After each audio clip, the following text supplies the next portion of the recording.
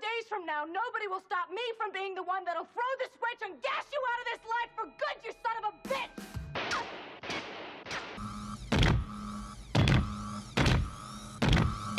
Get away from her, you bitch! I'm connecting the bypass circuit now, sir. It should take another half hour. Captain, one of the aliens has just entered the bridge. Understood. We're less than 1,000,000 kilometers from the pulsars.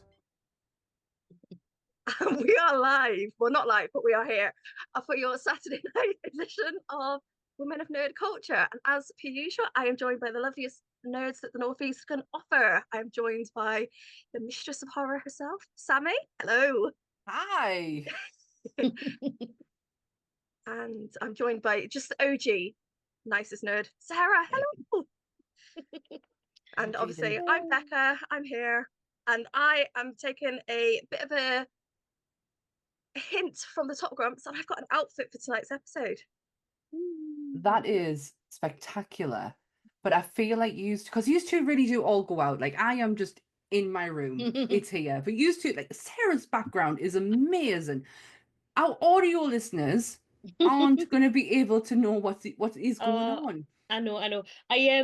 It is a Halloween themed one. It's kind of got like costumes of the Marvel of a lot of famous, more well-known Marvel characters as pumpkins. And I know we're well past Halloween, but I just saw it and I thought that's just so darn cute. I've got to have it. It's Halloween every day in my house. Spider-Man, there's an Iron Man, there's like Captain Marvel, there's Groot, there's Black Panther. Oh yes, there's a rocket one over here. So cute. So cute.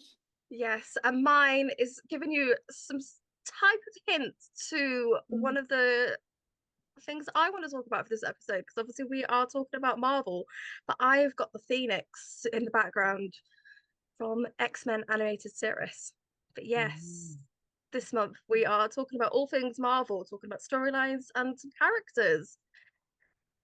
Who would like to go first? We're talking about their first experience with Marvel. Sammie, do you want to go first? I'll take it. Where do I start? So, my first experience with Marvel.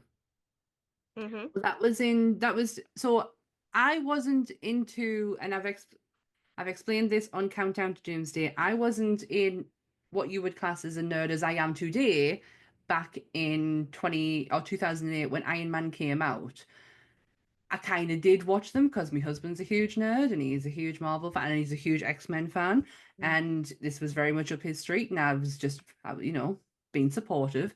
And it wasn't until 2014 when I first started reading comics. Because I read comics first before I kind of got into the movies. I mean, it kind of came hand in hand. Like, I can't dare say that I didn't watch them. I didn't understand what I was watching and I asked a lot of questions.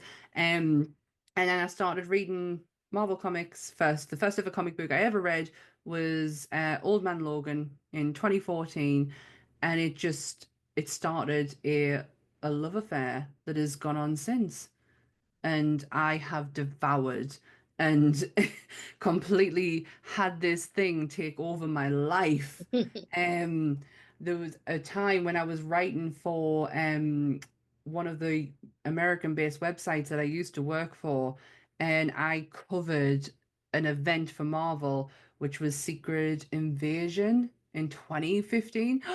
That literally took over my life. I read the actual Secret Invasion run, all the tie-ins, and then I had to review them and create a whole event for our website around it. And it was, took over my life. Imagine that it did. It really did, but it was fun. It was fun. It got me to understand comics, because comics can be quite a daunting thing if you want to just get into them. It's because it's like, well, where do you start? Yeah, and I find especially with Marvel comics, they've had so many reboots and they've had so many changes, so many alternate universes, and it's not just one singular timeline.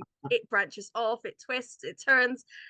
So yeah, it's very hard getting into comics, especially Marvel, I find.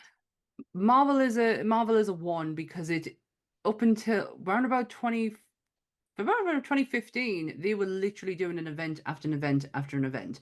And that meant these events were taking issues all the way back to issue 1 Yeah. and changing storylines and changing arcs and having, yeah, you're right, the universe has been, there was one occasion, one universe just ceased to exist anymore. Yeah.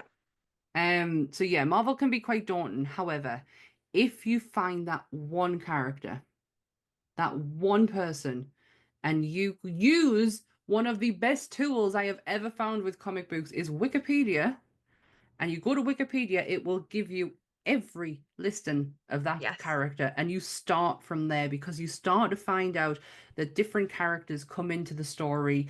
And like I learned a lot about Doctor Strange, because Doctor Strange up until recently didn't have a run of his own. He didn't have it. He was always just there as part of the Illuminati, or we need something mystical, magical, we'll call Doctor Strange. It was never a single story of his own. And I've completely forgotten the point I was going to make. Yeah, go to Wikipedia, find that character, check that list out, and it will come. That's where you start. That's how I started, and my character was Captain Marvel. Okay. Yeah, my person was Captain Marvel. After I read all the big hitters, and I say big hitters as in big name comic books. So I read Old Man Logan, The Killing Joke, Batman Arkham Asylum, which is one of the most beautiful comics you'll ever read, even though I know we're not talking about Batman. And then I kind of like ventured out into some Image comics, and then I was like, right, I feel like I need someone, and that someone just happened to be Carol Danvers. And I started a huge love affair that has taken me all over the place with her. I have the one of the writers at the time was Kelly Sue DeConnick. I wrote an article about her, and what she did for me with Carol and the story she was writing, and she read it, and she told me she did. And then before the movie came out, I did an interview with the BBC and got to splurge a load of shit about. I can't even remember half the stuff that I said in that interview, but I just spewed it out. And yeah, I did an interview with the BBC for just before the movie came out to promote Carol. She's a huge part of my life. And you do have a little Carol pumpkin right behind you too. I see her. I see her. She's had such a great arc in her time. From Ms. Marvel to then being upgraded to Captain Marvel. To I think she's a general maybe now. I kind of lost off a bit.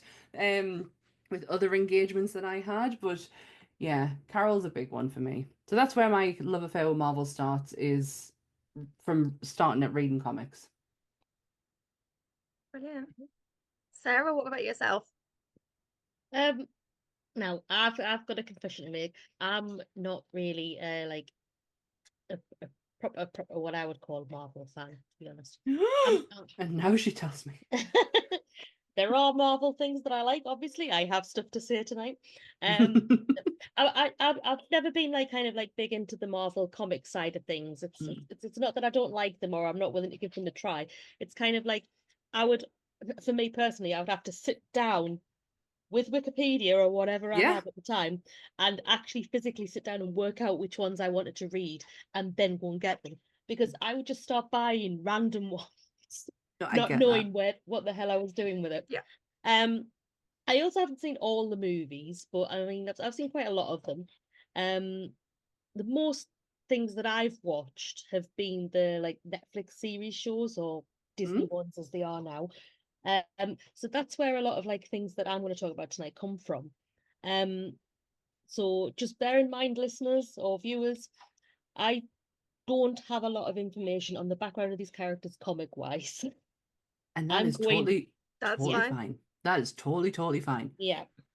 I'm going off what I've seen, and that's why I like these characters. Early life with them though, however, I think we're probably going to be looking at like the X-Men cartoon. I think is the earliest thing I can remember, Marvel wise. That the one that they recently did the revamp of. And then you're looking at things like Blade, really. Yeah. Yes. But again, at the time, I had no idea that Blade was Marvel. Me neither. I just Me thought it was too. a really cool vampire Yeah. film. Yeah. Yeah, yeah. Had no idea. Um, But the best thing about the fact that like Marvel with Marvel comic, Marvel not Marvel comic, like Marvel as a whole, Mm. it's now multimedia. So Yeah. it's not just the comic books, and you don't have to know the arcs Mhm. and everything. You can get to love and appreciate and admire these characters through the screen. They've made that possible for you to Yeah. do. Yeah. Especially over the last few years, definitely, I think those Netflix series definitely made it a lot more approachable for a lot of people.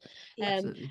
I think it can be off-putting when you've got so many different characters, so many arcs for each of those characters, so many different universes featuring each of those different characters in different guises. Yeah. It can be like really overwhelming. Completely agree. Have you seen the Deadpool and Wolverine movie? Yes. No. There is a sequence in there where Deadpool, and I'm not spoiling anything by It's saying okay. this, It's No. okay. You can. but he goes through a sequence of finding other variants of Wolverines. That right there just goes to prove how vast Marvel actually is, because he has been everywhere. I mean, even like some of the scenes near the end where there are like about 50 different Deadpools. That Yeah. speaks for itself as well. Absolutely. I just accept the fact that all of these different Deadpools exist. I don't need to know why. No, same. I think there was one that I recognized, and it was the Fortnite one, because Anth plays it. And I was Yeah. like, I've seen that floating head before. Go on then, Becca. Then Okay. Well, very much like Sarah, my first experience isn't actually comic books. It was the X-Men, the animated series that used to be on television back in the 90s. I can remember watching it on school summer holidays, and I got a little bit obsessed to the point that I used to have to record it on VHS. For anyone who knows me and has been on Discord the last couple of weeks, I've been rewatching it, and I've started to rewatch it with my tiny one. And we got to the Phoenix Saga, which is the image that you can see behind me. Beautiful. And the Phoenix Saga is the one that got me hook, line, and sinker, to the point that I can actually remember getting grounded as a child because I refused to leave the house until I'd watched one of the episodes. I think it was episode 4 out of the 5 that we get for this saga, and I can remember I refused to leave the house because I wanted to either record this episode or I wanted to watch it because it had grabbed me and it was holding on to me so much. And even now, Jean Grey and the Phoenix it's my focal point to the Marvel universe. I will watch the film if it's involved. I will read the comics if the Phoenix is involved, and Jean Grey. And even now, Jean Grey is my OG character for X-Men, to the point that I've got a little statue of her. oh wow. Oh, look at little Jean. And Little Marvel girl. You can see, let's just a little Phoenix. Well, she's Phoenix there. She's not Marvel girl, is she? Yeah, but so yes, so Jean Grey and all her storylines, I very much like yourself, Sammie, is I use Wikipedia and I just go through the different storylines for her, and she's been dead, she's been back, she's been dead, she's been back. She comes and goes, but yeah, so she's my character that's kind of got me involved, and the Phoenix Saga is kind of what started me on my little Marvel journey, and even now it's still my safety storyline, I think. Yeah. Just a question, because we're all at an age where we watched this at we were impressionable teenagers. Did we all think that Gambit was quite attractive? Yeah. Yeah. As a cartoon? Yeah. Just making sure I wasn't The alone vibe, in that we've thought. got the vibe. Definitely. I'm glad. I'm not Okay, just so you've both seen Deadpool. So what do you think of the Gambit in that then?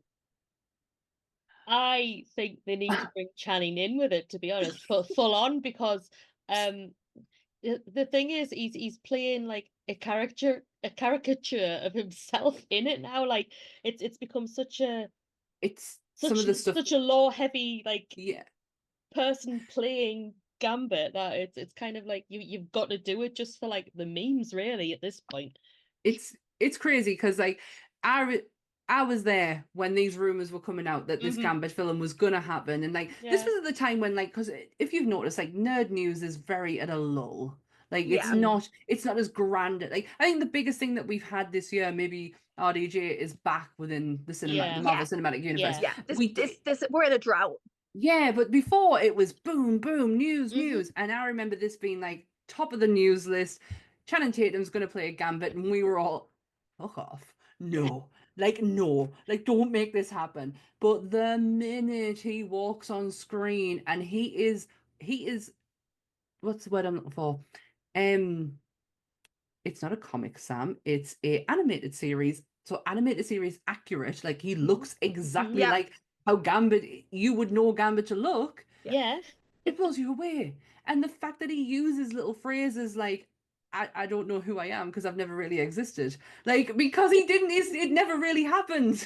Like, this was all just an idea. He is just an idea. That movie never came to fruition. So, and it was genius. And his fighting skills on that, Becca, watch it. It is so good. I'm not gonna lie, I've seen the Gambit stuff because I am a huge Gambit fan. Like I love him. Like have you seen all these videos of women and they've got these hear me out cakes and they put like images? Yes. He is top of that. Hear me out. Yeah. Hear me out. Yeah. The thing He's is, there. I mean, he's not he's not my type of a man normally, but the thing is, I don't really think he needs to hear me out because he is genuinely an attractive man. Yeah. I can't deny that, but he would be on. I don't understand why he has a hear me out though. It's kind of like Is it because it isn't, we all know him as a cartoon? Yeah. Would it be like a dude? Hear me out for Gambit rather than a hear me out for Channing Tatum. Oh, I reckon. Right, okay. Yeah. Okay. Oh, absolutely. That's how I took it anyway. Because Right. it's like a dude turning around and going, hear me out. Wilma Flintstone. Yeah. That's how I saw it anyway. Yeah. Because Channing Tatum, I don't think there's any question. That man is beautiful. Mm-hmm. Yes. Not my go-to guy. No. Yeah. But you know what? I'd go for a coffee with him.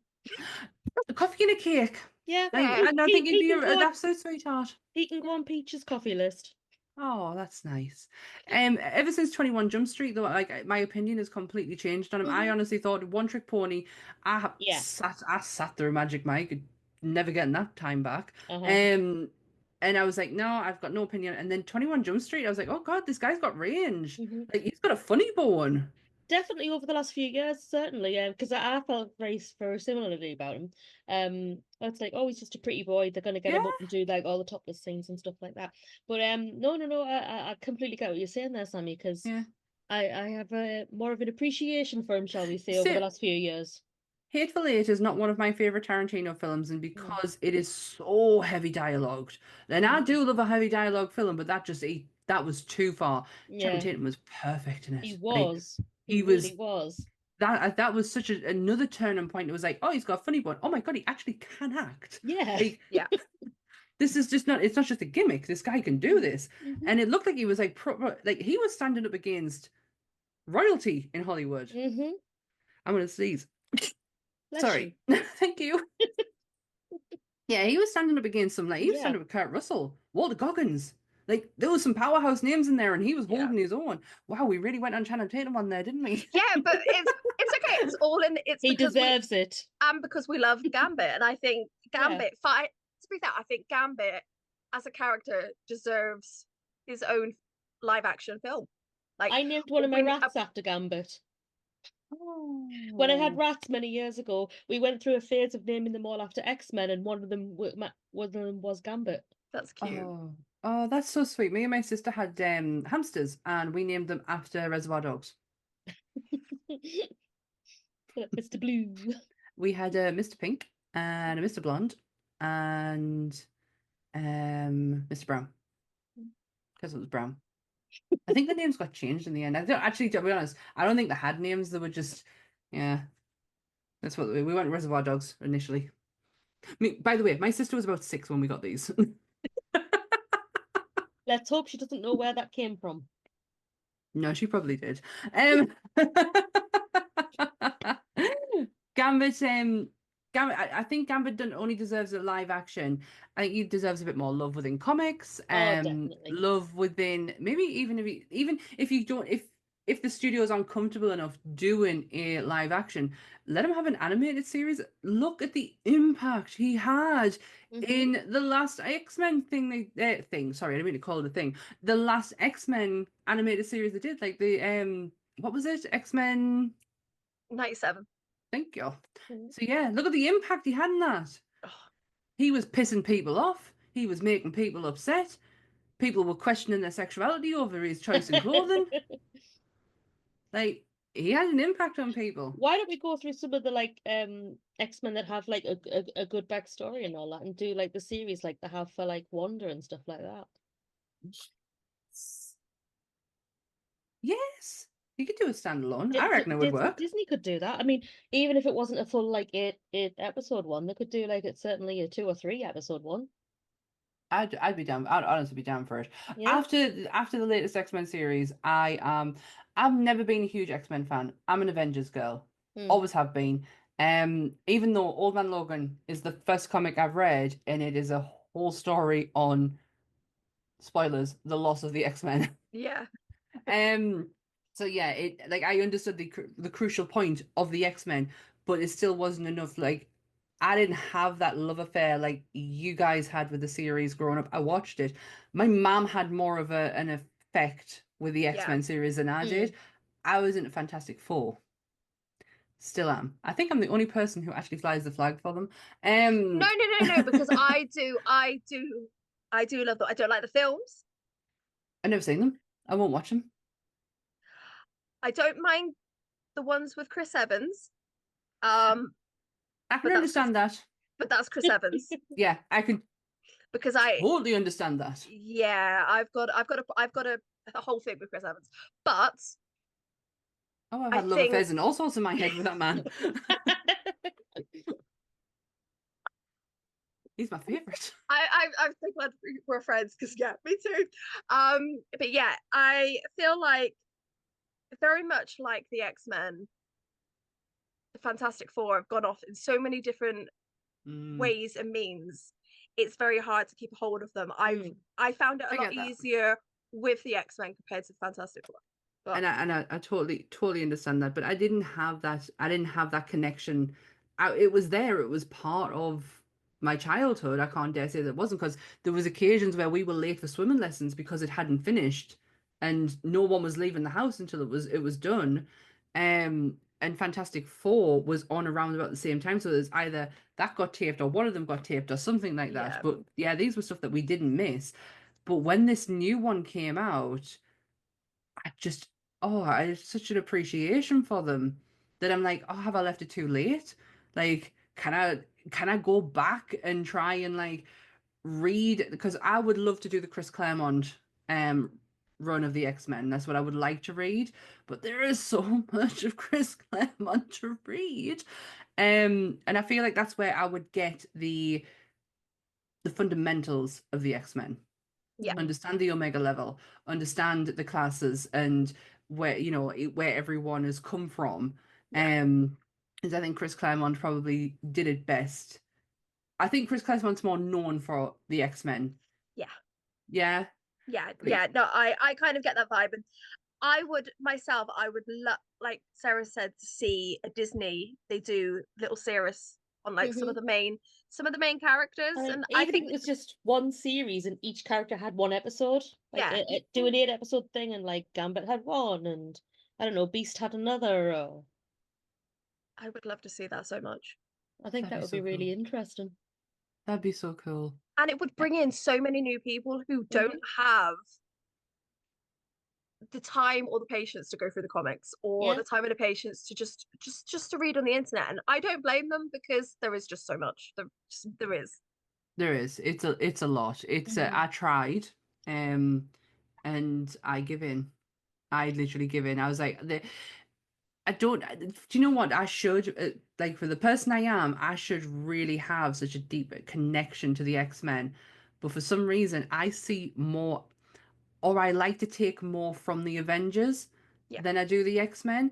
I understand the whole mutant side of it and the difference of it, and I deal with, I've been different since I was 15 years old when the whole goth era started to kick in. But for some reason, I like to gravitate more towards strength. Yeah. And that's what I get from Carol. I gain strength from her. She's been through some of the most awful times within comic history. To come out at the end of it being the strongest she will ever be, mentally, physically, emotionally. And I gravitate more towards that. Yeah. Because I need to take some of that strength as well, if that makes sense. No, And I don't get sense. that, and I don't get that from, even if it's showing physical strength as well, which is why I am a huge Captain America fan. Yes. Yeah, I love Captain America. He is one of my favorite characters in Marvel, outside of obviously Jean Grey and Gambit. But I liked him, and I kind of got into him from the films. Did you find that, or did you find him before the films came out? No, it was the films. I wasn't the So I'm doing Countdown to Doomsday. We are literally counting down the movies, ready to hit when Doomsday happens. And it's going to be, as long as Marvel don't change anything, it's going to be Fingers crossed. spectacular. And we have literally just done Iron Man 2, which was 2010. I definitely wasn't in my era of Marvel then. And then the next one's Thor, and then the next one after that is Captain America. I know fine well I was not there yet. I don't think it's until Guardian. No, it can't be Guardians. I tell you what, it is Iron Man 3. I'm the same. I didn't get into it until roughly around then. Iron Man 3 is when it started to click, and I was reading comics and that, and then because I remember obviously I'd then gone back and watched all the rest leading up to that, and I'd watched them 1,000 times until that point, and then Iron Man 3 and Thor: The Dark World, and I'm like, oh god, we've lost Marvel. We've lost them. This is it. This is the end. Like they can't come back from this. And then the Winter Soldier comes out. Yes. Game changer. Game changer in movies, superhero movies, espionage movies. It is one of the best that they have ever done, is Winter Soldier. Yes. Oh, that took a lot. Sorry. Are you okay? I had to breathe. Had to breathe. Winter Soldier is one of the best things. I mean, it is. I urge, if you have any time and can get a hold of it, read Ed Burbanker's Winter Soldier. It is beautiful. It is spectacular. It is just as good as, if not better than watching it visually. Reading it is amazing. Winter Soldier is top fucking notch. Well, there you go. That's actually one that I haven't seen, so I promise you, Sammie, I will go and watch it. It's breathtaking. But you've got to remember where we're coming out of when you're watching Winter Soldier. Like, you've literally just come out of Thor: The Dark World. Yeah. I'm hoping that I have a turnaround with that movie, because I'm a huge Thor fan as well, but I'm a comic book Thor fan than I am a movie one. So I'm hoping I have a bit of a change of heart when it comes to that movie, and at that time I've got to watch it. But Cap is a great character. I had the pleasure and the honor of seeing the first Captain America shield from the first Avenger. I saw. I was like, oh. Not gonna lie, I nearly cried. Had to hold it together. Had to remember where I was. I love that you could see even like the little dents and scratches on it as well. That's what got me. So essentially, it's just a bit of wood.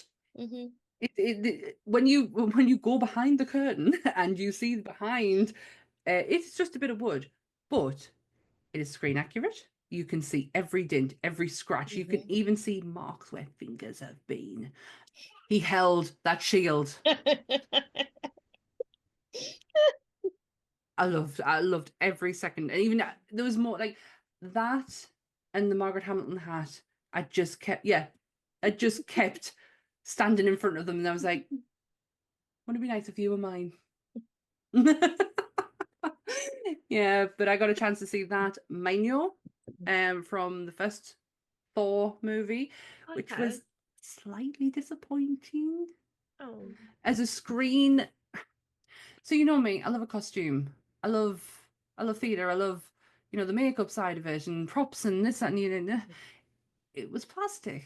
It looked like something you could. Oh, It did look like something, and I get it. I totally understand as to it was used on screen. It had to be practical to hold, and you could see the marks and the dents and the scratches. I just wanted the hilt to be leather based yeah. and the Yeah. leather stitching and just, I was being selfish basically. Like my expectations mean nothing when you need like that needed to be. He was in his hand.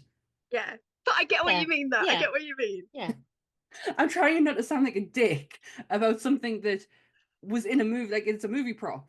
That's all that it is. Yeah. But I'm trying not to sound like too much of a dick about it. So where did the shield appear in? First Avenger. Okay, so it was in the first. When he is doing the war bonds and he's like, oh, he goes on the stage for the Yeah. first time Yes. and they hand him uh-huh. a shield and it's Mhm. got his words written on the back of it. That's the shield. Okay. Excuse me, I'm getting a chill on my back. Are you cold, me love? Oh, she's disappeared. Getting a bit of a chill on my back. I just put a cardi on. It's why you need one of these. I've Are got you one, not but it's roasting? soaking. No, because I'm frozen. Ah. If I could, I would put the hood up, but it's not that type of podcast. I totally get what you mean. I've got a Harry Potter one. Yeah, I totally understand what you mean. You could do. It's Well, I'll do one with the unusual, hoods on. mind. It's an unusual cast.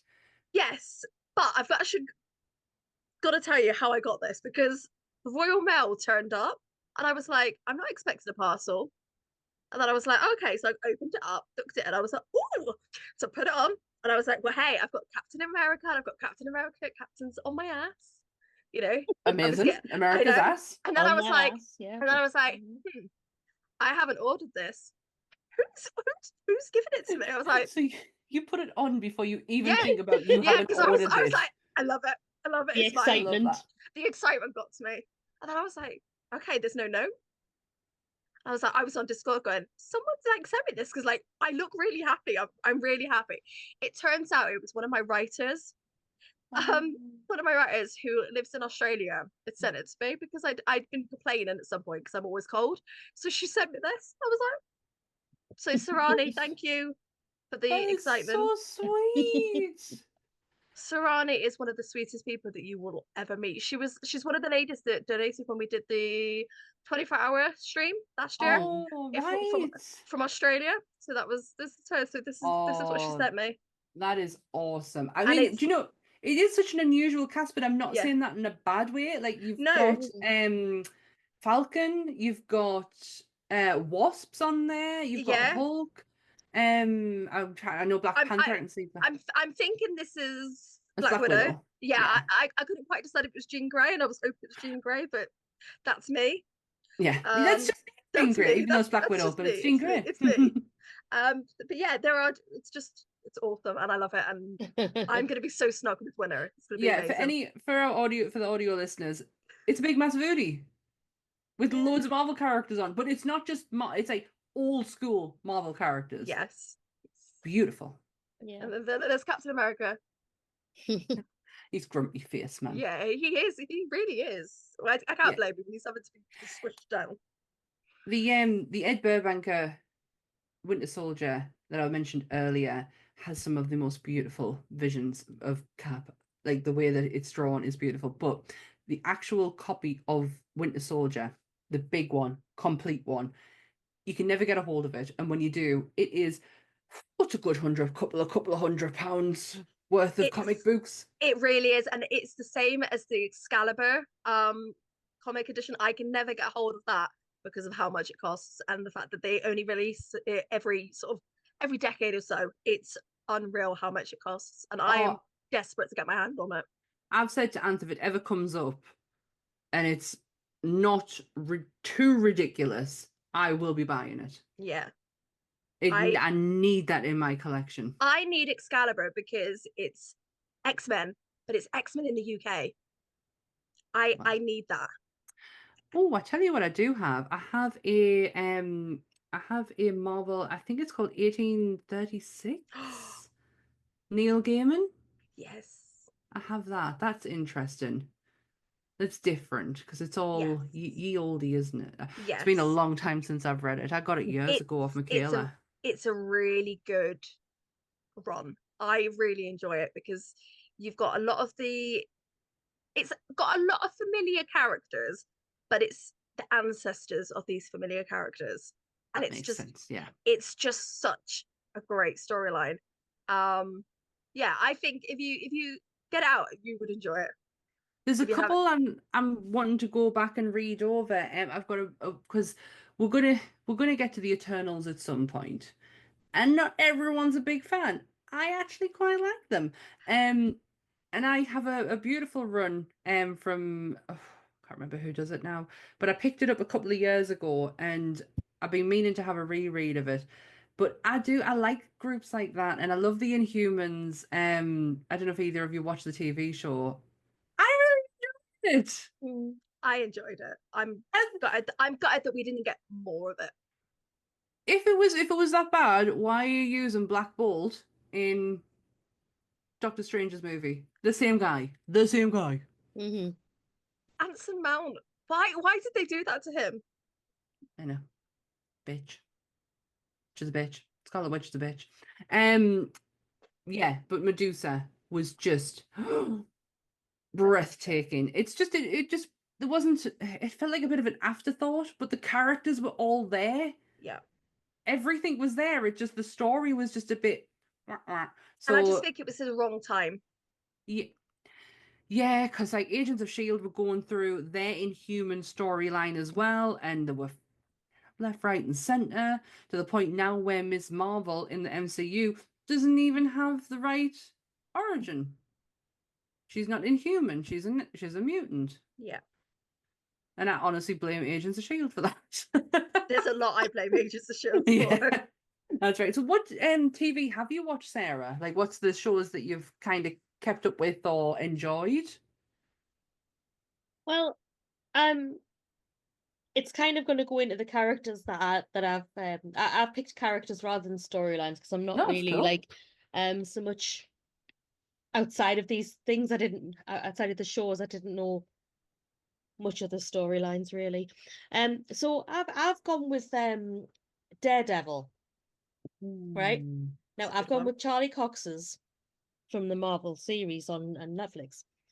I just really enjoyed how he played it because I have seen the Ben Affleck one as well, and I mean, it's not great, but I think that there's aspects of it that aren't as bad as people are shouting about.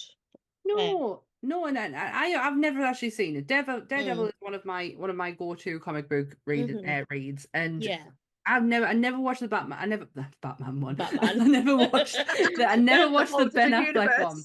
We know why you've gone Batman there. Yeah. But I've never watched it, but I've kind of understood why Affleck chose it. It was Frank Miller, and he said this in an interview before. When did I ever think I was going to get to play a Frank Miller version of Batman? I'm not. 100%. I'm going to go and do Daredevil instead. I'll do the next best thing. I totally get choices, but I've never seen it. Yeah. But anyway, yeah, I mean the series, again, without any knowledge of the comics, I just really enjoyed how it was played. You know, it's dark, it's gritty, it's got great fight choreography.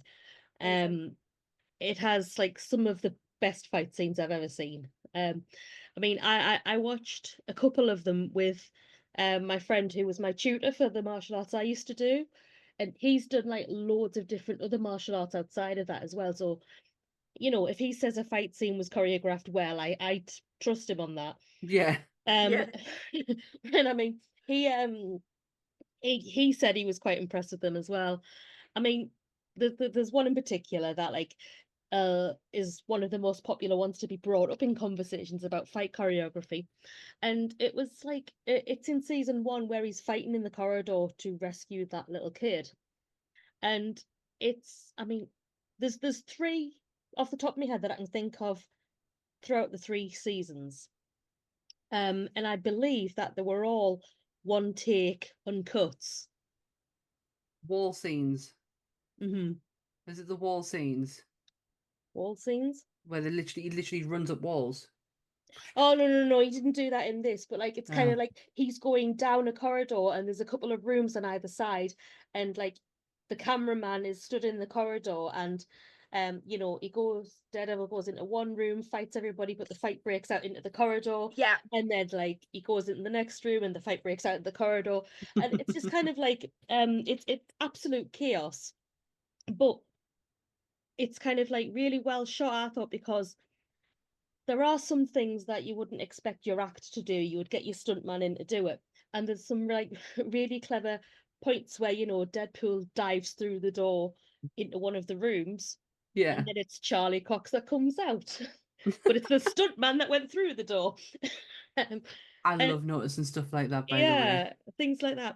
But yeah, I find it kind of like I think the one in the first season, especially this one, was inspired by a scene in Old Boy. Oh, Jesus. Wow, okay. There is a fight scene in that where it's kind of like in Old Boy though, it's obviously he's going along the corridor fighting everybody who's coming at him along the corridor, but the camera's at the side and he's going along that way. Whereas like in Daredevil, it's kind of like you are in the corridor going down the corridor with him. Yeah. But it's the kind of like the same colors are used and stuff like that, and it just really reminded me. Like I do believe it was actually inspired by that. Oh, that's cool. I find it really like realistic as well, because in this fight scene, he's both Charlie Cox and the people that he's fighting are getting tired as the fight goes on, which is more realistic than just kind of like, I have all the stamina in the world. Da, da, da, da. Like they are. Yeah, they're actually like. They are actually going, Yeah, and they are getting affected. Like if you hit in the arm, like the arm's hanging down by the side while they try and fight with the other arms, type stuff like that. I totally, yeah. It's why I like the shows for that reason. There is a little bit more grittiness and realism to them. Yeah. And I mean, I like at the end as well. Like, obviously, he's just been through all of that crap to get to the end of the corridor and rescue this kid. He remembers that even though he can't see the kid is more likely to trust somebody who isn't wearing a mask. And he pulls the mask up as he goes into the room. Yeah. I just really like the little touches like that have been added into it. It's marvelous what they can. Pun intended. Marvelous what they can do with Daredevil and what they have done with them as well. Because it could have been a lost character. Oh yeah. Especially on the back of like how people had seen the Ben Affleck one, they had feelings about it. I felt I'm sorry, the reason I had my head down for it is because I was looking for a name and I couldn't remember, because I started reading Daredevil back in 2015. And it was when, this is the name I was looking for, All New, All Different Marvel. Another event by Marvel, take it back to issue 1. And it was written by Charles, and I'm going to hopefully say this right, Soule, Soule. Soule? That's how I would have pronounced. Yeah. And that changed everything for Daredevil for me. And then I started reading. I read Frank Miller's Born Again. I've just had it. I've literally just had the name. It was another name I was looking for because I always get it wrong. And it's the oh, what's it called, man? Sorry, I'm really, really sorry. Are you on about the artist? Born Again. That's it. Yeah, but Born Again's the series that they're that's what they've named the next series. Yes. I don't know if it's going to be based on it yet, though. That's way back in the 1986. That one. That's Frank. That's Frank Miller. Born Again. Yeah. Yeah. That's the one that I have a beautiful copy of that. Pristine, fresh. Has no breakage in the spine either. Nice. I learned a trick with how to not break a book spine. Do you want to know? Go on then, Come on let's then. hear it. Come on then. Right. Audio listeners are not going to see this, but I have a notebook. If you take the first page and stretch it, you take the back page and stretch it. And if you do that a couple of times and then take the innard of the book and flick it, just flick the pages like so, Yeah. your spine will not break. Oh, Okay, I'll have interesting. to try that out. I've got a few You got to do it a couple of times. So you do have Mhm. to flatten the first two pages, like kind of, to not to a point where it is going to like totally snap your thing off. But and if you've got a decent spine, it Mm. shouldn't. So yeah, you have to like literally take the pages, take them like that, do it a couple of times. I must have looked really ridiculous on the train when I was doing this. And then just go like that and it will stop your spine from breaking. Okay. I am a book collector. Fantastic. I have enough to. My mum actually has a library. I have enough to construct a library.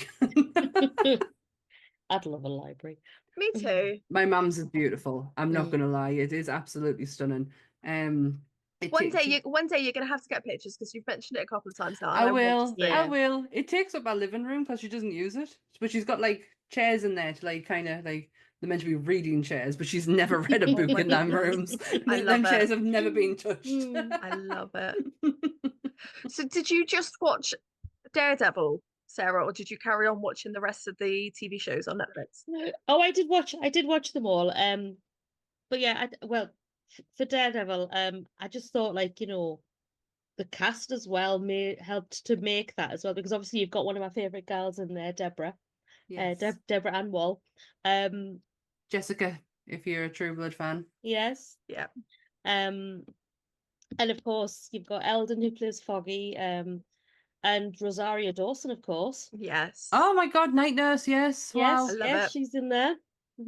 And then, of course, you've got like the cameos going across there was like the 4-5 series that Netflix did at once. So you've Yeah. got cameos of people appearing in the others. So you've got the Punisher John Bernthal in there. Oh, that was amazing. Love it. And my Eek. favorite voice actor's actually in Daredevil as well. Who he played one of the Russian brothers at the start, Anatoly, who got decapitated by a car door by Kingpin. Nice. Lovely. Oh, Vincent yes. D'Onofrio. But the Punisher, Punisher. did they just land on their feet with John Bernthal Oh, and God, casting? that was amazing. Just a little bit. That was Just a little bit. absolutely They were lucky. amazing. Lucky duckies. He is. I mean, he's out. The first time I ever saw him was Shane, Walking Yeah. Dead. I love Shane. Yeah, I think so. Me yeah. too. I was devastated when Shane went. They The did him whole- dirty. They did him dirty in the show. It's the whole barn scene with Sophia. I would have done exactly that. Yep. I'm sorry. 100%. He has been out in that wilderness a lot longer than what Rick was. Yep. Sorry to go all Walking Dead on you. I don't want to do that. I don't want to bring that wrath down. I know the Punisher I thought was really good as well, because I have seen the movie of that as well, and John Bernthal was just like amazing. It was kind of like he was made for that role. Yes, Or the role was made for him, rather. It's like, but isn't it funny how there is a handful of actors within Marvel who you can really say that about. RDJ is definitely one of them. Yeah. How he is gonna convince the world he is Victor Von Doom is beyond me, because I can't wait. I can't wait. Can't wait. Here's a question. How did you feel when that news came out that RDJ was going to play Victor Von Doom? I was stunned, and then I let out a little squeal, pretty much like this, that you've just experienced a couple of seconds ago. I'm excited. I have so many thoughts and feelings over how they're going to do it, and I really, really hope it's how they're going to bring the Scarlet Witch back. I really, really hope it is. Oh, I really thought we were going to get her back in WandaVision. Not WandaVision.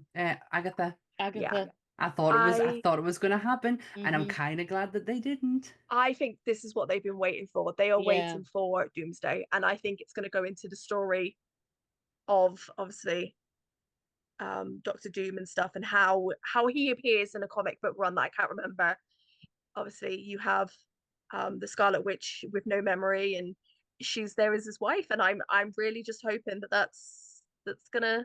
I hope you are triggering memories. Yes. I remember that. Yes. It's a long time ago. I can't remember what it's called off No, the top me of my head, neither. but Oh, it's a classic, and yeah. I really hope that's Mm. the route they go. But there are just so many avenues they could go into with it. Yeah. I have a saying when it comes to Marvel. In Marvel, I trust. And the minute the fact that it was the Russo brothers, if it had been anyone else, Yeah. I don't know how I would have felt about it. But because it was the Russo brothers, I was like, oh my God, you've got this. Yeah. He is in good hands. And I don't think it's going to be as cut and dry as, well, we're just casting RDJ as Victor Von Doom. I really think there's going to be something more to There's it. going to be something else there. Yeah. They've got to have something more. They've got to breathe a bit more life back into this phase.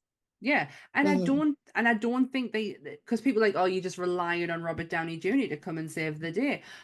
You've got until 2000 and, 2026, Mhm. 2026 before that actually happens. Mhm. So you telling me that we are literally living on the fact that RDJ is going to be Victor Von Doom and just the shit in the middle? I don't think so. The fan I'm base would not survive. precisely, and I'm actually really excited about some of the new films that we've got coming out, next year, because we've got, what's the next one? It's Craven, isn't it? Is it Craven? No, think am I that's talking? no, you're not talking shit. I think that's a Sony one. Is it? I Why am think. I thinking? Why am I thinking it's Marvel? It is Marvel. Craven the Man Is it- is a Marvel character. I think it's it's not. a It's not. Sony base. I'll check. Hang on. I'll check. Okay. I'll check. Craven the Hunter, Because who I'm is going to be excited about that. played by Quicksilver. Yeah. Yes. And I'm so glad you said that, because I was watching the trailer today going, who is that? Where have I Is seen that him? Aaron Taylor Johnson? Yes, it is. Mhm. It oh gosh, no, it's not Sony. It's not Marvel. No, it is Sony. Sorry, it is. Right. Yeah, Sony. It's Sony Pictures releasing, so it's part of the Sony Oh, thing. that's It's maybe no. sad. Hey, no, that's good. It's okay. It's I'm gonna gonna be look. What is the next Marvel film? Let's have a Brave look. New World. Really? Yeah. And that's Valentine's Day that comes out, isn't it? Yes. Yeah. Not excited about it. Not gonna lie. I think they've revealed too much in the trailer. Oh, way too much. Way too much. The fact that we know he is Red Hulk. We know this. I don't need to see it. Yeah. Yeah, I don't need to see that. I don't know. The Falcon and Winter Soldier TV series left a bit of a bad taste in my mouth. I'm a big Falcon fan. I love Sam Wilson. I think he's fantastic. I was there when he became Captain America. Like, I was reading comics at that time and I was all for it. But the way that they did it in the series was so, if all you wanted to do was get him from point A to point B, which point A being he's Falcon, point B being he's Captain America, you could have done that in the movie that's about to come out. Yeah. You didn't I need to do that. They did him dirty by doing it in a show. Yeah, you didn't need to do it. You didn't need to do it in that TV series, and all they were doing was capitalizing on the relationship between him and Bucky Barnes, because they had a couple of funny moments in Civil War together. Don't get us wrong, I'll watch Sebastian Stan till the cows come home. That man is amazing. He's a fantastic Winter Soldier. Yeah. But yeah, just left a bit of a bad taste in my mouth. Not gonna lie. The one after that is what they're called. It's the group. Oh, the bad guys kind of acting good. Anti-heroes. Yeah. My brain's going to mush. My brain's actually Not Thunderbolts? That's it. That's yes, That's I it. thought I was going to be No. making that up, making a I fool of thought my myself head. there. No, I thought my head was going to explode there for a second. Thank you, Sarah, because my brain was like, no, you don't know this. No. The trailer for that looks amazing. I'm the fact that we excited could about that. have the Guardian. It's not the fact that we do have the Guardian in there. It's just the fact that nobody quite knows him yet. So to everyone, he is just a random character. He is going to be amazing, and I really do think Florence Pugh will carry that whole film on the back of her shoulders. because that girl is phenomenal. Yes. She was 100%. brilliant. In one of my favorite Marvel TV shows that they ever did was Hawkeye. And it's a Christmas show. Yeah, it is. And it's got a musical in there. Musical. Yep. For the musical peeps. It was one of the best written, funnest, realest, emotional thing that Marvel had brought out in such a long time. It made me care about Clint. Like, I've had my moments with Clint Barton and him being a dick to Wolverine. But like I felt for him. PTSD. Yeah. Injury. He's hearing loss. I could relate. The best part about it is I could relate so much to the hearing side of it because I am deaf in one ear. I have tinnitus and I have a pierced eardrum on my left side of my ear. And I can't hear a goddamn thing. And the noises he could hear, the muffled noises, because my right ear works. This one not so much. The noises I could hear, I was like, oh my gosh, I can hear that. Yeah. I can hear that in double now. Yeah, I remember the first time I met Sarah in the town. Not Sarah, Becca. It was Becca. And she talked behind us. And I freaked out because I didn't know where she was. Remember that. That's actually why I try and purposely stay on the opposite side now. Yeah, I really freaked out because I didn't know where she was. I couldn't. You jumped. You physically jumped, and I was like, "What have I done?" You just spoke on the wrong side of us, and I couldn't hear you properly. But the worst thing is, I can't tell where you are, so I'm like, "Huh? What?" Yeah, I freaked out. But yeah, I really. Oh, go on. It's okay. Go on. No, what are you gonna say? I was gonna say, Sarah, have you seen the Disney, the television shows that are on Disney? Have you seen any of them? I've seen like oh god, man, hang on. I've seen Loki. Okay. I've seen obviously WandaVision. I've seen Agatha. I've seen Moon Knight. I've seen the rest of the ones that Netflix made, like Jessica Jones, Nick Cage, Iron Fist, things like that. Oh, don't get me started on Iron Fist. No. Fucking travesty. No. I love Danny Rand. They did him dirty. Sorry, Sarah. Go on. No. I'm just. I heard the guy who played him was a bit of a dick as well, though. Well, oh, sorry. He was Lawrence Tyrell in Game of Thrones. He can get in the bin. He was terrible. He was no Danny Rand. Sorry, I have really strong feelings on that show. You said Agatha. Mm-hmm. Have we all watched Agatha? Yes. Yeah. What do we think? Becca got really excited there. She did. Go on, Becca. Seriously, I love the fact that the song Down, Down, Down the Witch's Road has it's taken over so many of our lives. It took over my brain for such a long time. But it's still in my head, and I find myself coming to it at least once a day. And I'm like, really? She jumped in my car one time and just started burst out singing it. Amazing. But she's not the only one I've done that to. God, how many people's cars are you busting into? It's because I don't like driving. Hey, I'm with you. I understand. I love the fact that it's brought characters that not many people have ever had the pleasure of seeing in comic books, because they are what I class as NPCs. They're background characters. Yeah. They are not there unless you've kind of delved into Agatha, or you've had kind of she's very much like Doctor Strange, that she's there if there's a mystical problem. And the fact that they've made her just such a fantastic character in WandaVision, and then Agatha. They've made her a hero in her own story.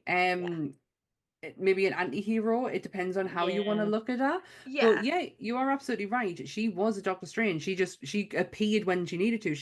The spoilers for anyone who hasn't seen Agatha, I'm going to get into it, but the ending when she is Ghost Agatha, that is her usual form. Yeah. She is not human. She is a ghost. And she was, when Scarlet Witch needed her, she was there.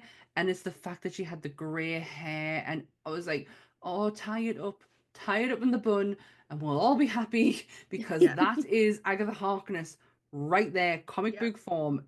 Honestly, Mhm. I had for a character and a series I never knew I needed. I love that it's in my life. Yeah. I've watched this about 5 times. I I love enjoyed it it. more than WandaVision, and WandaVision Yeah. is like top tier on the TV shows Yeah, that I've watched. Mhm. it was good, but it just, do you know what? There's just some things that needed to be stripped back in one division. Just a few things that need to be Yeah. stripped back. But Mhm. I mean, the Monica Rambeau maybe didn't need to be there, but I like the fact that Monica is being explained. Not Monica. Is it Monica? Who's the daughter called? Monica's the mum. I know who you mean, though. Yeah. Yeah. Yeah. Yeah. Yeah. Maybe they didn't need to have her there, but I love the fact that she is there because she is now part of the Marvels. If any of you have Yeah. seen the Marvels, Yeah. so it's fantastic. But if you took that element out, it wouldn't have made any difference to the Yeah. story at Mhm. all. That you were there to witness Wanda go through grief Yeah. Mhm. in And in a that's kind of sick and twisted way. We really were there to watch her go through a grief process. yeah. And how was she going to get out the other side? And really, I don't think Wanda ever gets out of the other side of that. No, No. Yeah, I think she's stuck I in don't that think she forever. does. But even to introduce Death, Yeah. Lady Death, the woman who took Thanos' heart and smashed it into million pieces. Yes. The I reason love Aubrey Plaza. that woman is absolutely I They love her. beautiful. they could not have picked a better actress to play this role. She is the epitome. It's April. If you're a Yes. Parks and Rec fan, Mhm. it's April turned up to 11 and Yes. dressed in the best wardrobe ever. Her outfits absolutely amazing. Oh, I find that Agatha did so many great costumes. The costumes in it, I don't think there was a costume that I didn't think, oh my god, that is very comic book accurate. It's, they've done such a good job with the Mhm. outfits, like from Agatha's outfit, from Lady Death's to Wiccan's outfit. Oh my god. when he came, I've got goosebumps. I've literally just getting chills down my legs. When he came on the screen, actually, when the crown appeared first, I was like, shit. And then in the last episode, when he comes down full, oh my, Regalia, oh yes. my God. The Thank you fact for that they finishing put that word off. the fact that they put so much effort into the fact that we had Scarlet Witch's, ruins on the front, but then you had on the inside of the cloak, you had Wisdom's like Yeah. monograms and like computer stuff. It was just Wow. they put It was so much amazing. thought into it. Mhm.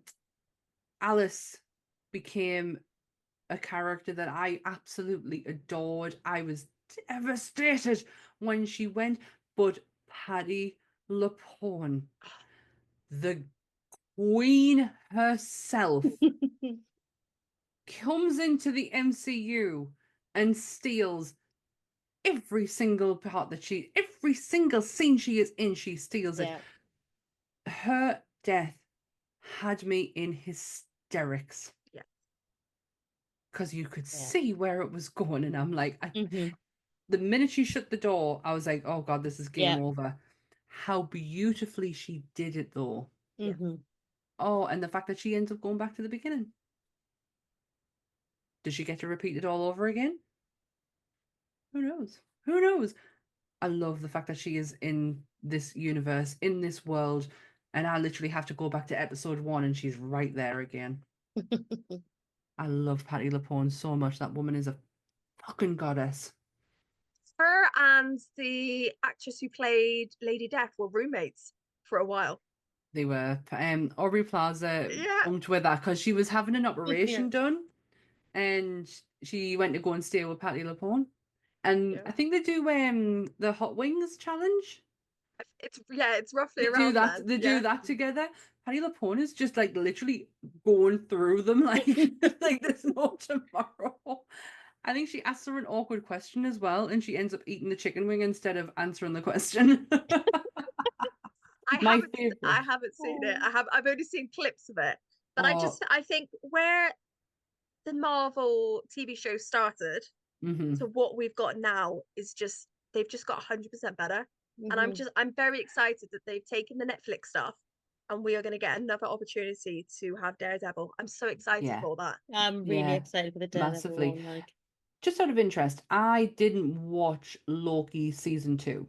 I watched the first one and it was all right. It wasn't, I mean, Kang's not my thing, so I didn't really care at the end with the big reveal. I was like, oh, okay.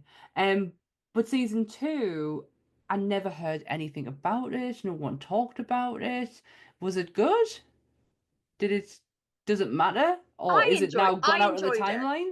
I I enjoyed enjoyed it. it. I feel it had like quite a different tone from the first season, though. It kind of Mm-hmm. like it was almost like a completely different story. Right. I Oh, I mean, it was kind of like more about like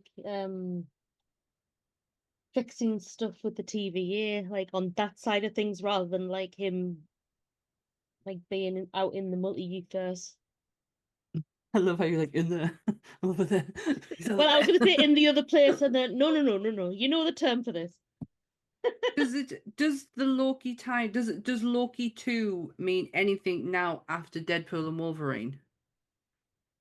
Or is it see I'm not quite I've heard a couple of things on how it ended and it all just comes down to he's a tree.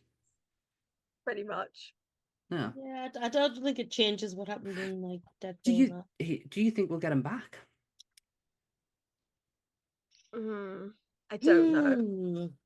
Yeah, it's kind of like unless they go out there and approach them themselves, so like, oh shit, we fucked up. Let's go and see Loki and see if look we who we can need you. stop that line being Yeah. pruned or something. I don't know. Stop that being-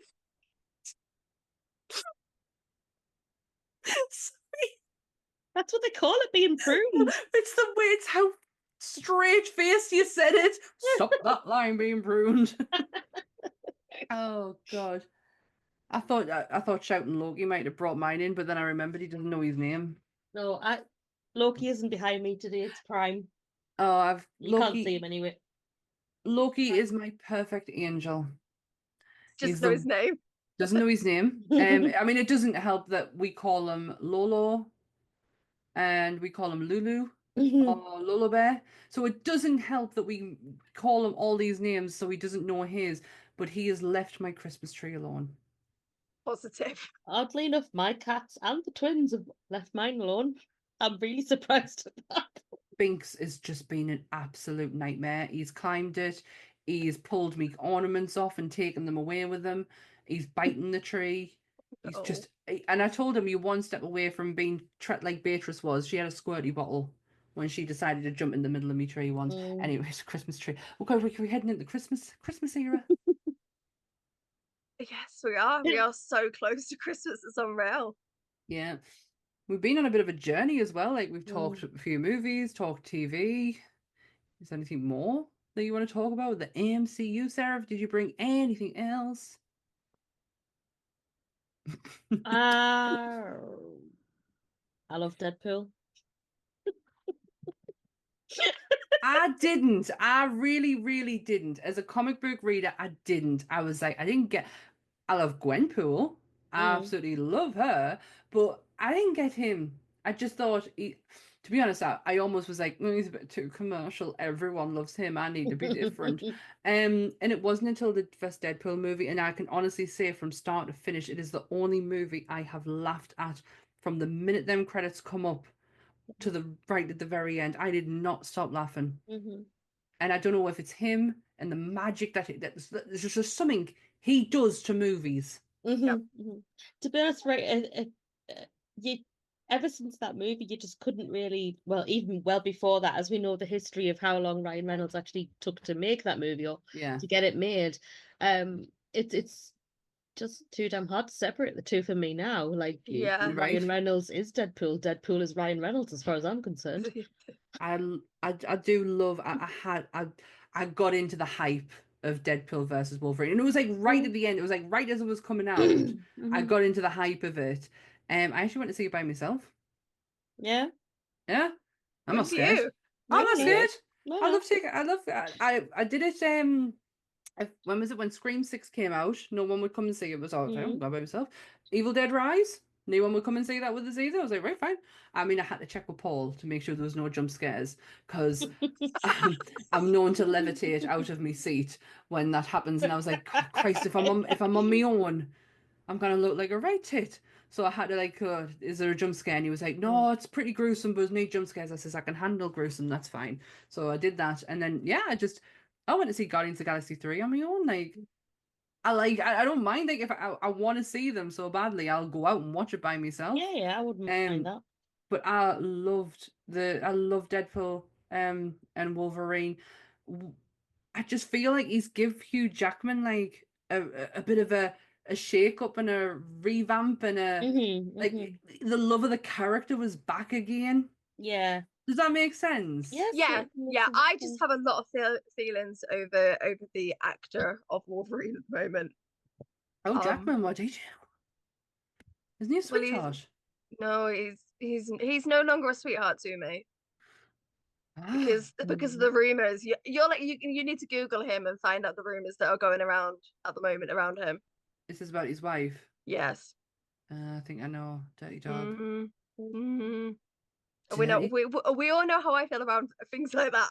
But yes, I love the characters. I've seen the first Deadpool film, and I actually went to go see that with my little one's dad, and he didn't enjoy that film, but I literally was wetting myself with laughter because the film enjoy it so damn funny. But the thing is that I was then laughing with the students that were watching it. Like there was a big group of students, and I just found myself laughing with them and like having a crack with them because it was just such a funny film. Does he not like joy? Like, I don't understand how anyone could go into that film, regardless of how you feel of the character or anything, and go, well, that was shit. Because it really wasn't. If my dad can get it, then anyone should be able to. And that man doesn't understand Back to the Future. Oh dear. Sorry. But yeah, I think Deadpool is the film that I didn't realize I needed, but it is such a great film, and I think I'm definitely gonna watch the newest one when it becomes on Disney. When is it on Disney yet? It's been on for about a month. Oh, I'll watch it. How did you miss it? Because we've got the Muppets Christmas Carol or Nightmare Before Christmas on repeat. That is that's fine then. That is amazing. I would literally do the same thing if I had the chance. Yes, we had the Muppets on the other day. Yes, so we watch it closer to Christmas Eve. Like that is literally like a Christmas Eve film. Look, I will watch the Muppets Christmas Carol in July if I have to. It's a safety film for me, okay?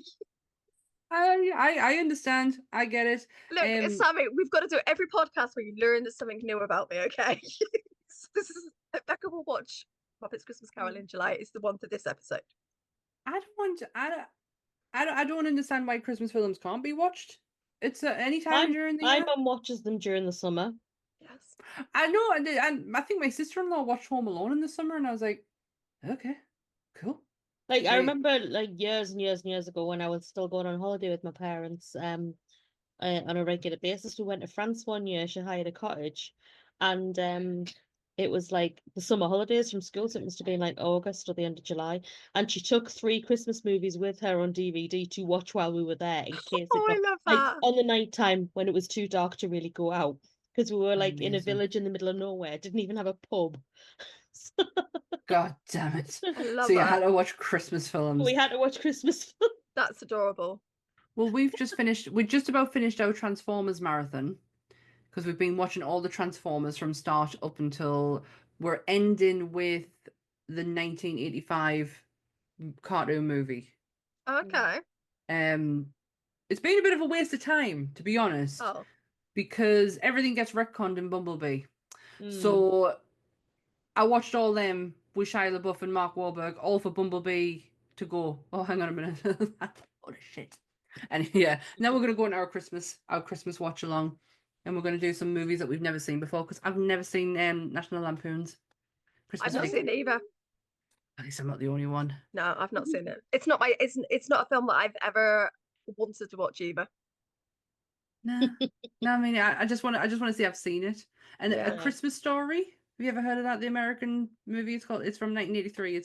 It's quite big in America. Like it would be their Christmas Carol. You know what I mean? Like I think I've heard of it, but it's not one that I've seen either. I'm gonna watch that. Okay. Um, I'm going to watch the new Chad Michael Murray Netflix film because it's Chad Michael Murray and it looks quite fun. what's that one? He's a stripper. All right, okay. God, lady, Well, I don't think he is, but the trailer looks fun. he's a stripper. That And that's sounds the reason so she's watching it. Christmassy. It's a Christmas film. They've got to Christmas say strippers. they've got I think the trailer is they've got to do a Christmas show to save this bar. I think that's what the trailer looks I mean, like. strippers deserve Christmas too, as well. I guess. Yeah, So yeah. yeah, I can It's get that. I think it's Magic Mike meets Christmas. Oh, I hate that film so much. For a movie that's got Joe Manganiello in it, I should be all over it. But oh my God, I am never getting that time back. I watched it from start. I was ill, so I wasn't picking my phone up or anything. So I literally watched it from start to finish. God. What Yeah. Christmas film are you going to watch, Sarah? Well, the other year me and one of my friends did a watch along on Discord on Boxing Day, and we watched do you know what she called from iZombie? Rose MacGyver. Oh Yes. yeah. There was 3 Christmas movies with her in it, and it was like something like A Royal Christmas, I A love Christmas those Marriage, films. and A Christmas Baby. Oh, they were utter like Christmas tosh to me. Hallmark Yeah, they were films. Hallmark all Yeah. over. All My over. mother-in-law loves that shit. We thought we're gonna just watch some Christmas shite. Let's do it. I And we do just love sat and those watched films. those 3 movies. My mother-in-law loves it. When I put the tree up the other day, the first thing that goes on every year at Christmas, and it's so stupid, the Christmas lights. Mm. It's Robson Green. It's Northern Lights, the TV show. Yes, Yep. yes. It's the first. I don't know how this works because it's the first thing they ever did, and then it goes into Northern Lights. But it's called Christmas Lights, and it's where the 2 friends have like a bit of a battle over the house Christmas lights. I love it. Like I'm absolutely obsessed with it to the point where I had to buy it on Amazon because I couldn't dare risk it not being on ITV. So I now own it. And my dad uses my login so he can watch it. That's We're adorable. Yeah, it's do you know what it is? It's not even that great. It's so comfort for us that I can't not watch it. I'll watch it about 100 times through Christmas. Just have it on in the background. That's okay because I do that with A Nightmare Before Christmas and The Muppets Christmas Carol, Yeah. so I get that vibe. And I actually do that with the Gavin and Stacey Christmas episodes. I'm finding myself more and more not being able to watch them. The more time goes on that James Corden is about. And Yes. No. I've never watched Gavin and Stacey. I cannot stand that man. And I totally get it. It's just like, and I do love Gavin and Stacey. I'd be an absolute Billy bullshit if I said I didn't. But the more he exists now, it's hard to love him then. Yeah, I get you. Yeah, I will. It's the Christmas special this year. it's the final.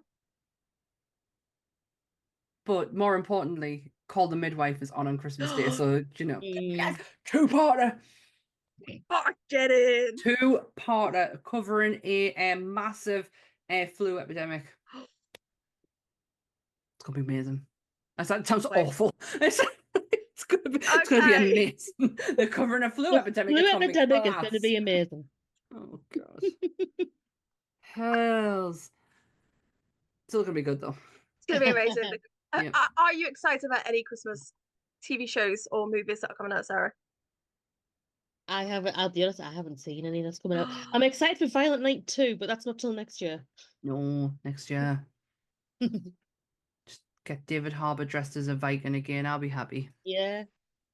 I genuinely enjoyed that. I really enjoyed your episode on that, Sammie and Monster. Oh, thank you. It's hard for us to watch sometimes because I'm not a horror fan, but I kind of Right. put it on in the background on quiet. Well, Anth was like, then- why? Anth was like, why are you doing that? It's not even a horror film. And I went, have It you seen the is. kills in it? And when he watched it with us, he was like, I get the. He went like, take the kills out of it. I get some of the horror tropes that are like going on right now. I was like, there you go. So it is horror. Yeah, That's next year though. that's next year. I'll probably Yeah. stick the Night Before Christmas on again. Alex watched it quite a lot during near Halloween, so we'll probably watch it again soon. I haven't watched it for years, and Ant's never seen it. Oh, my you've got to God. watch it. Got to watch it. We have a wedding present Molly. from someone I work with who has the lyrics on the picture on my wall. Molly, what? Molly, if you're in chat, I hope you've watched Muppets Christmas Carol. Has she not seen it? No. No, she's never seen it. I can't even berate you for not seeing it, Molly. Just you are so missing out. It's amazing. We love you, but you need to go watch it. You really No, do. Molly, you do. Molly, I wouldn't lie to you. I promise I wouldn't lie to you. Go and watch it. It's a game changer. Yeah, watch it. Do we It'll bring have you joy. anything? Do we have anything else, Marvel? We've that just we been wanna talking touch? about the last 10 been minutes talking of about Christmas. Christmas. Yes. So We're I all don't. out with Marvel. I think we're all out of Marvel. But Sammy, you've got something that you want to tell people, don't you? Oh, is that I'm sorry, I've Shoe. totally. Yeah, that's a cool T-shirt. I like that. Yes, I do want to tell you something. Sadly, this will and is my last episode with the Women of Nerd Culture. I'm just waiting for the cries and the screams to finish. That's just Chris. No, Yeah. yes, There we go. It's Yeah. done. Yeah. I have far too much on my plate at the moment, and unfortunately, I had to make a decision, and this was a hard decision, and I will no longer be a part of the Women of Nerd Culture podcast. But these ladies have it; they got it. They can do way more stuff with me gone, and you're gonna absolutely smash it. You don't need me. You're cool. You're brilliant. You're But fantastic. that's not to say you're never coming back on. No, that is not the case at all. This podcast is fantastic. These women are fantastic. The subject matters that these I don't want to keep calling you girls, ladies. These ladies want to talk about is way out of my fandom, way out of my realm, but it will hit home for a lot of people. So there's so much that they can bring. Take me out the equation, and they got this. Yous have been absolutely smashing it. The social media is fucking phenomenal.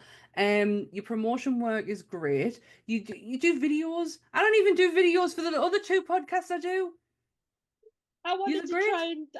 try and start doing more on it. And the new year will bring new and exciting ventures for the two of you, and you can really, the pair of yous together can really push this so far. But I just can't be a main part of it anymore. It's not sad. I'm still here. I know, but it's sad. We're not gonna have we're not gonna have a hand to hold anymore. We're gonna fly solo, and Yeah. but we want You to are. thank you. We want to thank you because without you being here to look after us for the last 5 episodes, yeah, I 5. did miss one. And that's the point. Like, Yeah. they have to literally like pin me down to be able to record an episode when they could like catch them out. I am so holding them back. So yeah, you're gonna smash it. It's been fun, and I love the concept idea. I love the fact that you were so on board to hear my ideas on it, and kind of like there was an episode where it clicked, and I was like, oh, this is it. This is what I wanted. You're women, and you're talking about nerdy shit, and I love it. But I know there's so much more you can do if I'm not pulling you back, and you having to wait on me for stuff, and because I do a lot. This was number 4 in the list of things that I do. And next year I really want to put a lot of concentration into monsters. Because I have so many ideas. So yeah, This is my last episode.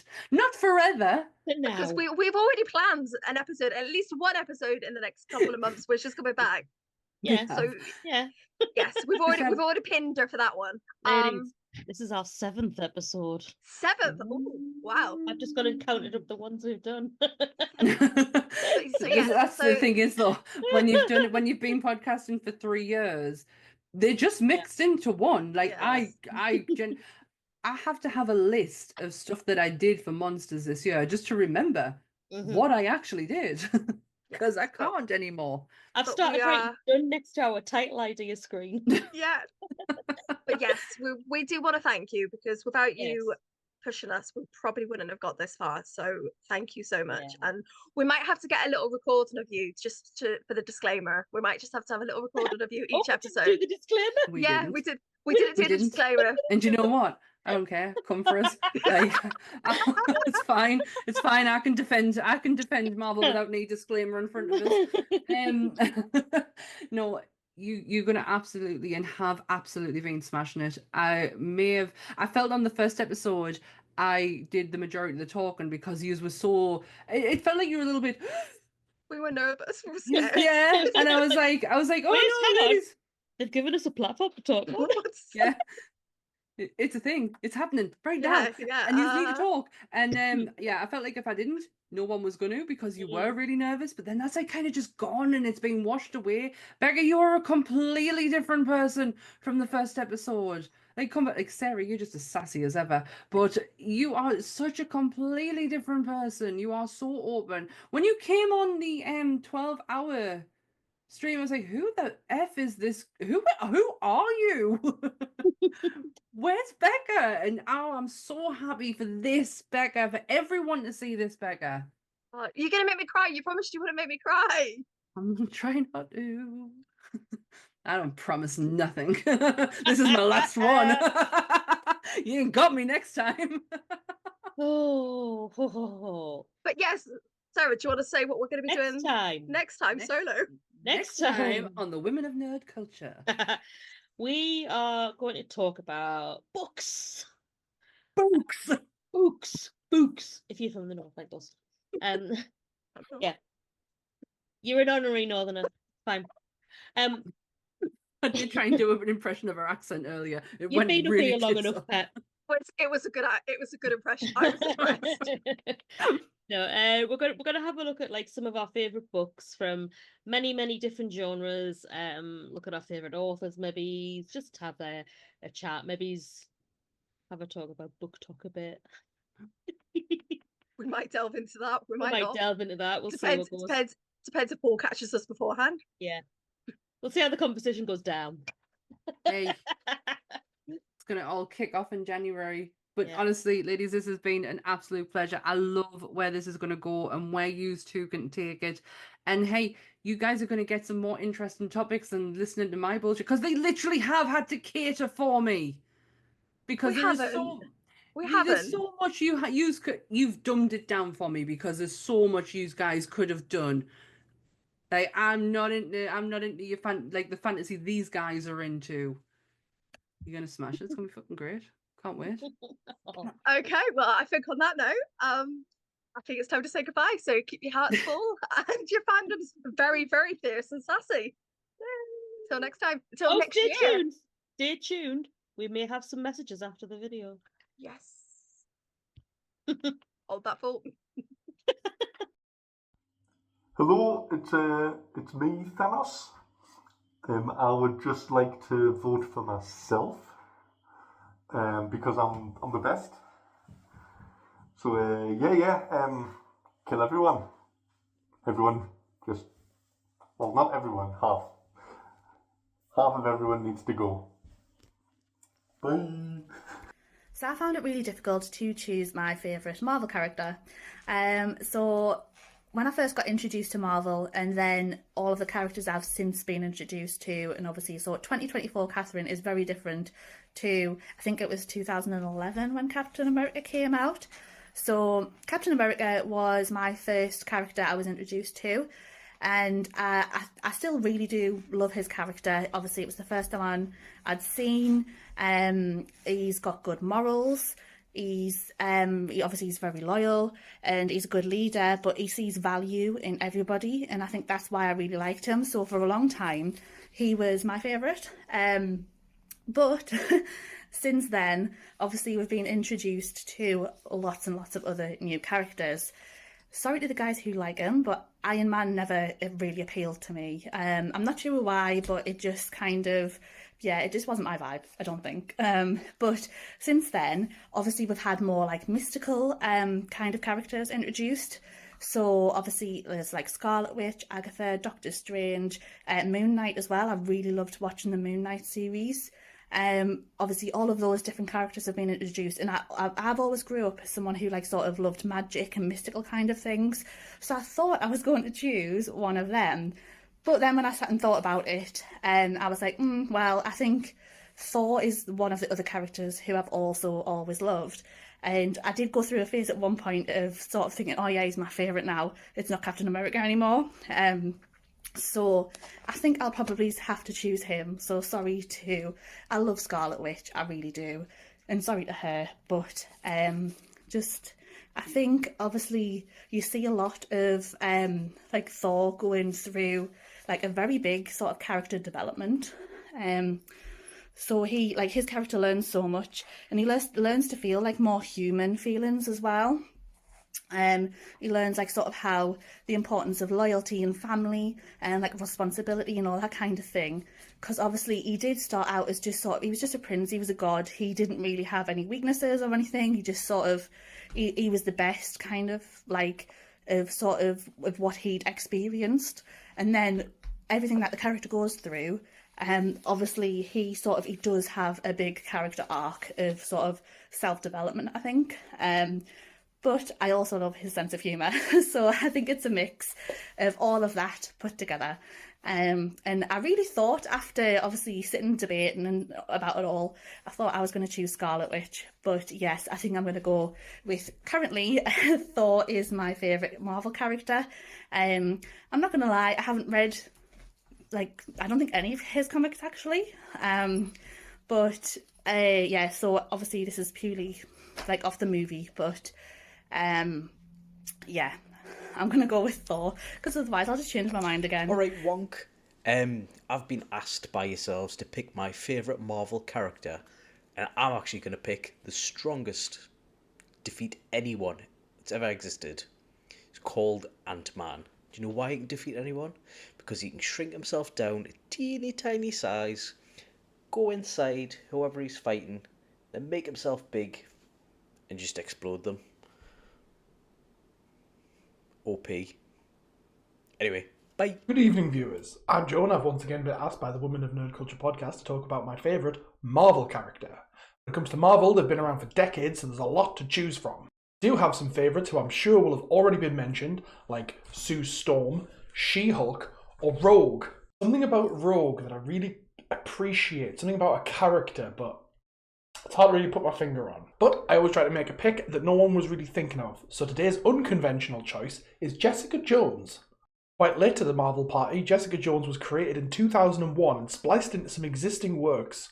After tragically losing her family in a car crash involving chemicals, she gained super strength, something which she uses to become a super sleuth and private investigator. Like most, I came to know Jessica Jones through the Netflix adaptation of her story, portrayed by the wonderful Kristen Ritter. She took us through Jessica's dark and traumatic story to fight the evil Kilgrave, a psychopath with the power to make you do whatever he says. Pick up that coffee. Throw it in your face. Disgusting. Jessica is surly, sarcastic, and perpetually annoyed, but she still finds the time to be an amazingly caring person, especially the people in need, and a complete badass to the people who deserve it. By Kilgrave's gross and creepy powers, she does get the upper hand and manages to break his neck. Get on, lass! Jessica Jones is a complex hero riddled with survivor's guilt, buried under layers of trauma and bottom-shelf whiskey. Yet she still somehow always manages to do the right thing. The right thing in this case is Luke Cage. I couldn't blame her mind. Sweet Christmas.